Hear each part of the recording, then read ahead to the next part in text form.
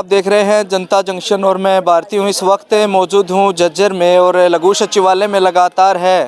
आज महीना पूरा होने को है और पटवारी कांगो है वो यहाँ पर हड़ताल पर बैठे हैं। देखिए सरकार विरोधी नारे हैं वो लगातार है, माइक के माध्यम से है वो आवाज़ लगाई जा रही है, सरकार को जगाने का काम कर रहे हैं पटवारी साहब। और देखिए यहाँ तक कि शीशे लगे हैं शायद डीसी साहब के, वहाँ तक ये आवाज़ हो जा रही है या नहीं जा रही, वो इनसे मैं बातचीत करके पूछूंगा। आज 29वां दिन है और लगातार सर्दियाँ हैं वो कितनी कड़ाके की ठंड का सामना करें, आज बारिश का मौसम भी है। तो सर सबसे पहले नमस्कार आपको।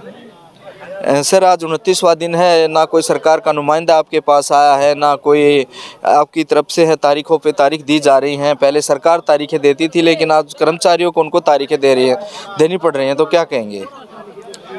सबसे पहले मैं आपका यहाँ आने के लिए जिला झज्जर के सभी पटवारी कानूनगों की ओर से हार्दिक स्वागत, अभिनंदन, धन्यवाद करता हूँ कि आप इतनी कमकमाती ठंड के अंदर हमारे बीच आए और हमारी मांगों को आम जनता तक, प्रशासन तक, हरियाणा सरकार तक पहुँचाने के लिए जो मध्यस्थता की, उसके लिए मैं आपका बहुत बहुत धन्यवाद करता हूँ। मैं हमारी जो सांकेतिक हड़ताल है इसके बारे में आपको विस्तार से बताना चाहूँगा। ये हमारी हड़ताल आज से 1 वर्ष पूर्व 25 जनवरी 2022 से 4 जनवरी 2024 तक 1 साल पहले चली थी।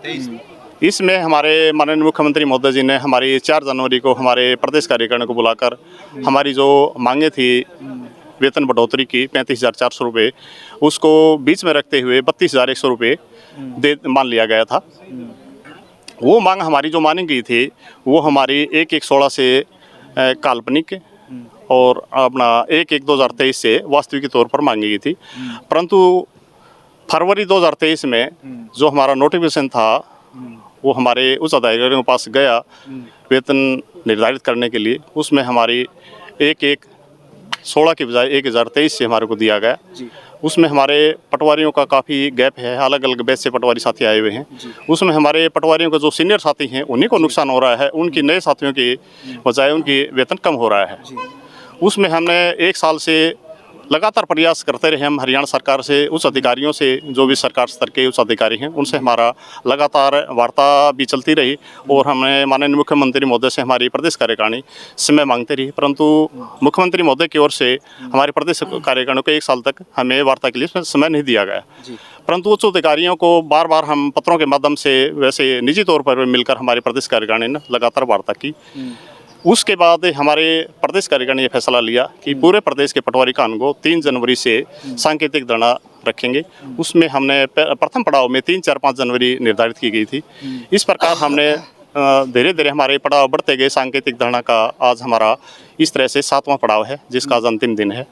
और आज तक हमें सरकार की ओर से 29 तारीख को एक बार वार्ता के लिए समय मिला है। सरकार की तरफ से उस अधिकारियों ने हमारे को 29 जनवरी को हमारे प्रदेश कार्यकारिणी को बुलाया गया था। प्रदेश कार्यकारिणी हमारी बिल्कुल सम्मान के साथ अपने तथ्यों सहित उस अधिकारियों के पास पेश हुई। परंतु उस अधिकारियों के पास हमारी जो वेतन विसंगति का जो मामला है 1/1/2016 का, उसके संदर्भ में न तो उनके पास कोई सकारात्मक जवाब था, न उन्होंने कोई तैयारी की हुई थी।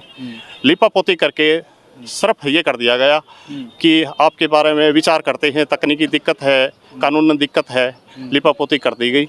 सिर्फ हमें जो वार्ता के लिए इसमें दिया गया उससे ऐसा प्रतीत होता है कि केवल आमजन में संदेश पहुंचाने के लिए ऐसा किया गया था कि आमजन को पता लग जाएगा कि सरकार वार्ता के लिए तैयार है, परंतु पटवारी कानूनगो हठधर्मिता अपनाए हुए हैं। परंतु ऐसा वास्तव में नहीं है।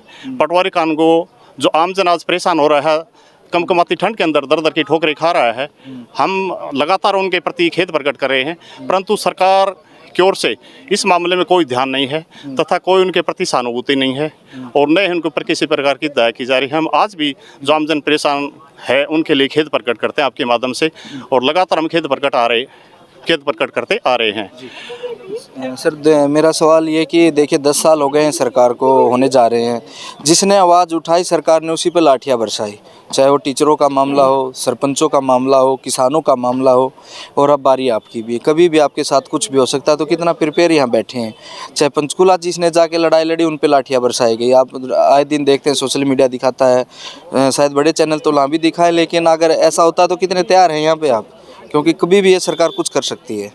हमारे पूरे प्रदेश में पटवारी कानूनगो साथी पूरे प्रदेश में जो जिला मुख्यालय हैं उनके ऊपर बहुत ही मर्यादित तरीके से हम बैठे हुए हैं, परंतु फिर भी हम सरकार को ये चिताना चाहते हैं कि सरकार हमारे साथ किसी प्रकार की बदनीति से, हमारे साथ किसी प्रकार का व्यवहार बदनीति से करेगी, हम उसके लिए बिल्कुल तैयार हैं। हम पीछे नहीं हटेंगे, जो हमारी वेतन विसंगति है उसको लेकर ही उठेंगे।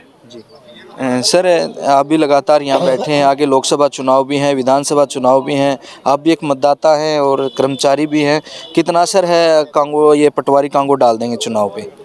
देखिए, सारा चुनाव कर्मचारी वर्ग ही कराता हैगा, आम जन तो कराता नहीं है चुनाव जो भी है। कर्मचारी चाहे तो बहुत कुछ कर सकता हैगा, कर्मचारी के हाथ में चुनाव कराना है, तो सरकार को ये सोचना चाहिए कर्मचारी खुश है तो सब कोई खुश है। अगर राजा को प्रजा खुश नहीं करनी आती, राजा को कोई फायदा नहीं है। हम तो ये कहना चाहेंगे जी।